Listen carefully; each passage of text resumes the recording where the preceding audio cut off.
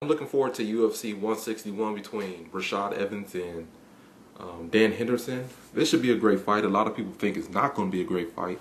I was reading on message boards. People are talking about this fight's going to be boring. It's going to be a stinker. It's not worth a main event headline. But most of the time, when people complain about a fight being boring, they turn out to be the exact opposite. Most of the time, those fights turn out to be, some of the best fights. So since people are complaining so much about it, I predict this fight will be very entertaining. It'll probably be one of them fight of the year fights. But I call this UFC 161 the crossroads, because whoever loses will be at a crossroad. Their career will never be the same again. It all depends on who has more to lose. Like Rashad, he has more to lose than Henderson. Like if Henderson loses, he'll never get a title shot again. He's done, and he's 42. And he'll just be there for purely for entertainment purposes, because he has that H-bomb. So he can knock people out, and he's more entertaining.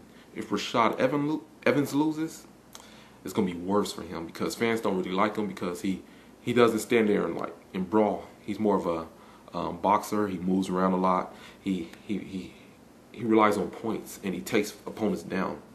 So it's not going to look good for Rashad Evans. Rashad Evans is fighting a mental battle right now. It's something mentally that happened when he left Greg Jackson's camp.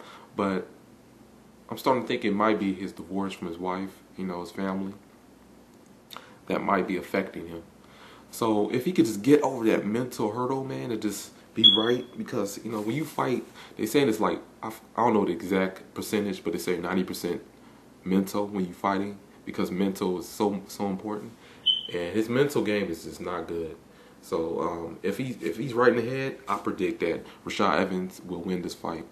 He'll find a way to win. He'll come up with a great strategy, but we don't know.